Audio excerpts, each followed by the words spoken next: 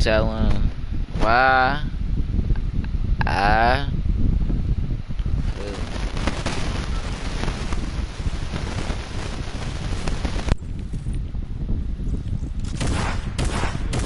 Emotes right there from Marshall, so maybe he'll just be playing right there, showing off the controller. There a little ring on the show. It's all good. Gameplay.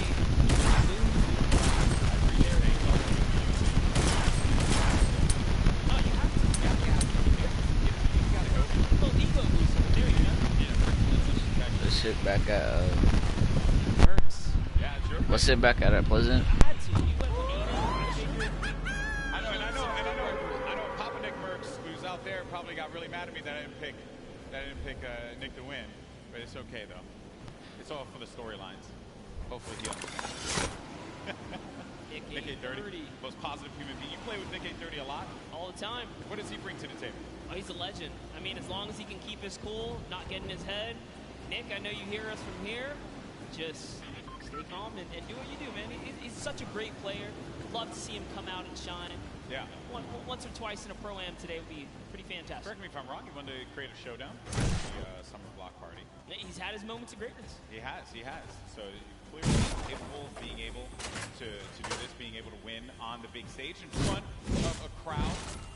There's Detonator again. Just, you know, he looks so ready. And, you know, I'm actually impressed playing with a keyboard and mouse. I thought that Detonator would have his own custom controller pipes on it. Let him go. Okay. There's a lot of dialogue being exchanged there. Also, talk about Detonator's bangs, man. I'll never be able to have that. Ever. That's a hard one. Looks like he's bringing his own teammate as well. Yeah, definitely. At some point, there's Ewok Jordan Fisher. This is a duo that actually I think is going to be very, very good in this because Jordan told me yesterday they've been practicing, they've been putting in the work, and I think that's a squad that can go very, very far. Very, very far. Well, while we get ready and get things started up here, folks, we have another interview on the stage. We got Mackenzie Borg along with my buddy, Fear itself, with Pookie. What's going on? Thank you so much, Golden Boy. I am just all over the place today. I'm having the chance to talk to some incredible players. That is absolutely right. I am down here with Mackenzie Borg and Fear itself. Now, I have to be honest, you don't really put off a very fearful vibe, so we're gonna have to work on that. You gotta get the eyes, you know, it's all about the eyes. But you are no stranger to events like this. Going into today, how are you gonna carry your previous experience into the event today? It is true. I'm a little bit of an old man, a veteran in the game. I mean, I was doing this 15 years ago in much smaller stadiums, but it's all the same. Having like in-person LAN experience is very key in this atmosphere. So I'm just gonna like channel that inner professional gamer from when I was a young buck back in the day, and hopefully it shows. You know. Love it so much. Now you, Mackenzie, on the other hand, you have performed on the big stage multiple times. You are a contestant on American Idol, so you are not nervous at all, but I want to know, have you ever played Fortnite? I mean, you were in the other Pro-Am, but playing Fortnite in front of all these people, it's got to be different than singing. It's what I'm, with a guitar, I'm like super chill, but here it's like, don't want to let fear down, then we're trying to do well. But we have a few musical emotes, so if anything gets a little bit too crazy for you at any moment in time, maybe you could play those for him and calm him down a little bit. That might help. Now, have you two played together at all? Do you have any kind of strategy going into today? We practice a total of about an hour before this event. All the strats in the world. Don't you worry about it, Pookie. Oh, and you just, I guess, don't want to tell me about it. Yeah, top secret stuff. Oh my goodness, all right. I might be able to get a little bit out of you later. But in terms of, you know, taking your experience from the previous Pro-Am that you just played in this summer, what are you going to do? Anything that you're going to I think I'm more prepared now for the chaos and the hecticness between like the crowd, the subwoofers in the stage, and just, you know, just the overall volume. It's not like sitting on my couch at home playing Fortnite. It's a completely different experience. It's definitely different. I mean, if you want to put your feet up at one point, we can get you some Cheetos or something. It'll be great. I'm trying to get into the more serious mode right now. I'm flipping the switch. Fear's got the switch too. We're switching it. My goodness, well you guys heard it here first. These guys are locked in, so I'm gonna let them get a little bit more practice. Golden Boy and Monster, back to you guys with the rest. Thank you so much, Fugi, for that one. Fear itself, had the opportunity of commentating many of his victories in the past across a variety of games. He's humble. He goes up there and he's humble, but this guy, when he needs to pull off the big wins, he certainly can do it. And then I think it's also interesting to note there, this is a very different vibe. You're playing out there, the bass, just the feeling, it is substantially different than chilling at home. But honestly, he has the experience. He's been here before. You know, maybe after a couple times in the ring, he can pull it all together. That's what I'm hoping for someone like Nick A30 as well, right? You've been in this situation before with enough experience. I really think they can overcome anything. Yeah, very true. Look at that. Positive guy, positive monster. You love to see it happen. I'm rooting for the underdogs. Yeah, that's right. This guy. Oh, and then obviously I heard you in the Creator Showdown just blindly picking whoever was winning at that time. We're not going to talk about We're not the going to go back past to that. here. We're not going to go back to the past. We're living in the present now, buddy. I respect that. I respect that. Well, folks, I know you guys want to get into the game. I do as well. Team in the back that the game.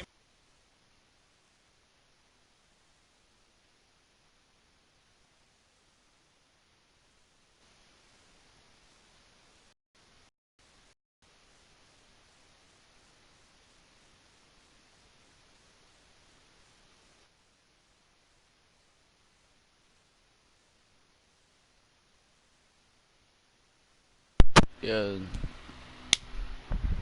Just warm-ups, warm-ups, warm-ups.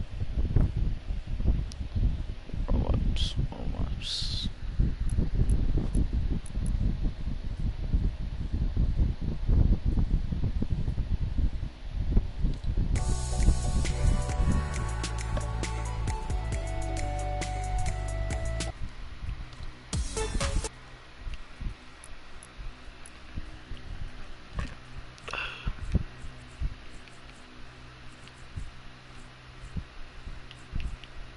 Let's go all like this.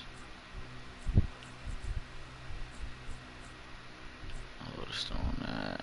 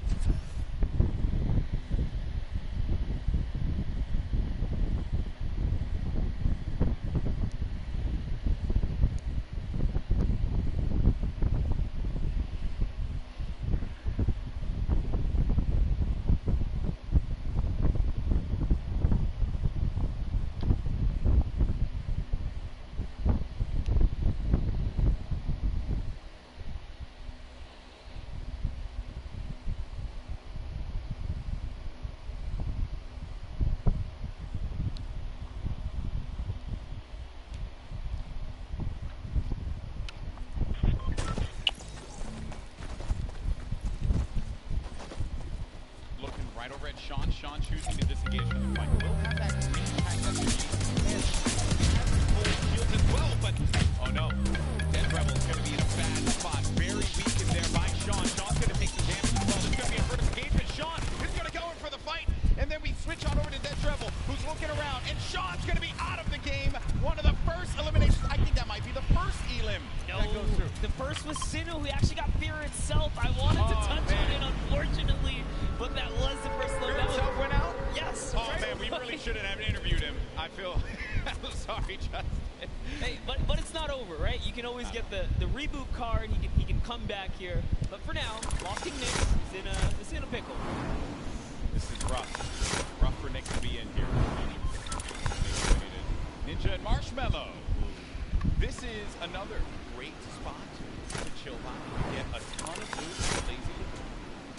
And on top of which, you know, it has, I think there's some balls close by.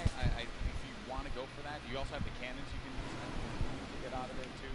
Yeah, there's a lot of options for mobility here for sure. But, you know, what I like that's going on here, at least with Ninja and Marshmallow. Ninja straight up adopting, you know, his scrim and or competitive strategy, right? Lazy Lagoon, that is his most known for landing. So in the land here, serious business. Yeah, and he lands here contested. There's going to be a duo over to the north. I'll say north. Going up at the tip north there. We make our way now down forward towards Lucky Landing. We're going to have Sinnoh here along with King.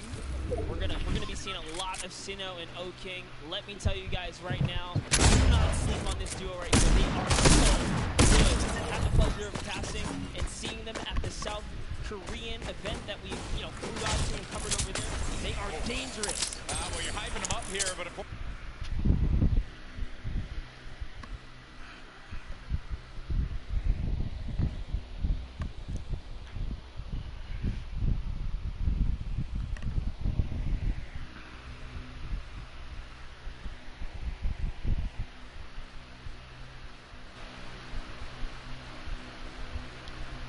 Yeah.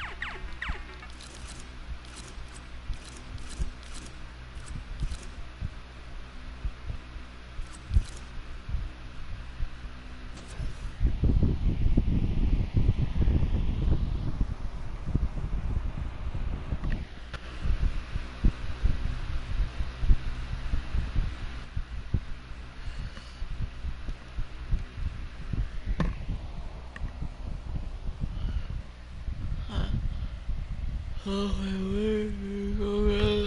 go. The money once you done it.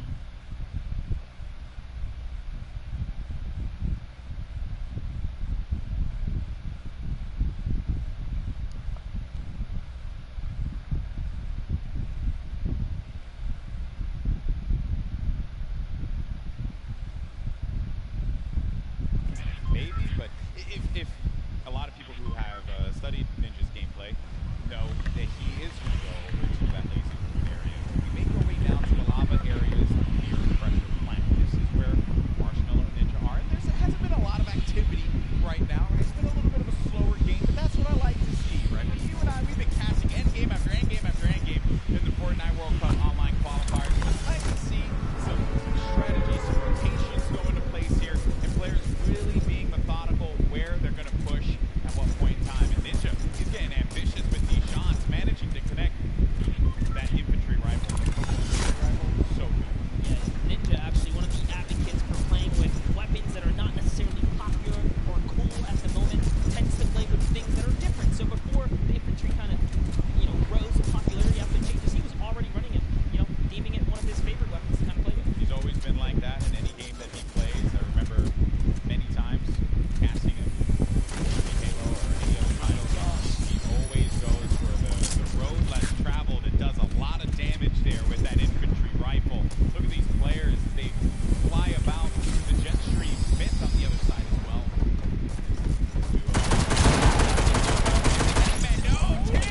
No, Tim! And he landed extra quickly. He got picked off from this guy. I don't want to say it, but he was literally swatted like a fly right there. Oh, that was too easy. Taken right out. Get the tap and goes down. There's no friendships here in the Pro-Am, people. Ninja makes Tim the tap man pay. Fly target. He's going to hit those. All right, so there he has the volley. He's going to get a bunch of extra goodies. And oh no, Ninja's ball actually flew off into the steam vent. It's gone. Yeah, I think he ended up going with it. Hopefully he did. Yeah, so he ends up getting the ball right behind back. Just looking around. He doesn't know, obviously, that there's going to be two right next to him. A lot of players are starting to convene here by pressure plant. This is where the circle's going to start to collide. And then, keep in mind, this lava. When you get to those final circles and you have to go over that lava, it can be your worst enemy or even your best friend because you can traverse the lava very quickly, but sometimes it can throw you off. And for unexperienced players, or inexperienced players, apologies, that can certainly throw them for a loop. Yeah, it could definitely end up also just like splitting up a team, right? And then causing some chaos that way. But man, the fact that Ninja's able to just openly hold this area right outside the He's vent. wrecking people with this. Yeah, look, there's another player right out there. Right there. David Williams goes down. Time to go collect. Time to go collect. Go get that XP right there. Go pick it up. He's collected right here. Oh man, he's been just swatting these players out of the sky. Chifu's going to be in a fight right now, though. Having to deal with this, going to use the shockwave grenade to get out of the engagement, reset himself. We'll have plenty of builds to work with as well. We'll also have those chug splashes for him and his teammate if he needs to use it. It's going to be Ewok and Jordan Fisher. This is a huge battle that's going to be taking place here. Tifu has the angle, he has the perspective, and with that combat shotgun, he can hit him from a distance as well. On the screen, you see Nick A30 gets eliminated, so he's going to be out of the game. But for now, all eyes are going to be set here on Tifu and this engagement with Jordan Fisher and Ewok. Yeah, he actually had his back up. Someone storm flipped right at him, forcing him out of that area. But lucky for him, he does have plenty of shockwaves to make a ton of moves. And Ewok actually gets pelted down a few more times there. Yeah, that's not good because they're going to go down low and they know exactly where they are. So they just can wait this one out. Let me tell you right now, for every little bit of advantage Tifu gains here, the more unlikely it is that Ewok and Jordan Fisher are going to get out alive. And that's it. I think he's got his confidence all the way up. He knows he needs this loot here. He has natural high ground. Their backs are against the storm wall. They're going to start to push up, but they're going to use the shockwave to fly out of there. It was just one, though. He only saw one, so there it is. Oh, no. Got a trap there. He's waiting for him. He's going to tag him. With the so much damage being put forward. Tifu now going to be on the run. This is what Tifu does best when he's in your face. Oh, but he gets shot. He's going to lose a lot of health there. Not going to be sitting and had to get out of there. Going to use those shockwave grenades. The movement that you get with that utility is huge. It was